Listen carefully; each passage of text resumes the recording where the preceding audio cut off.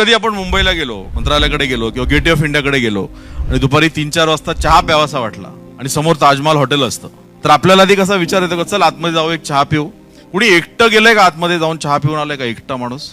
का तिकडे काय आयडेंटिटी कार्ड लागतं की काय, सोडत नाहीत की काय होतं? 1000 रुपये प्रॉब्लेम आहे का? 500 रुपये खर्च करणे प्रॉब्लेम आहे का? नाही.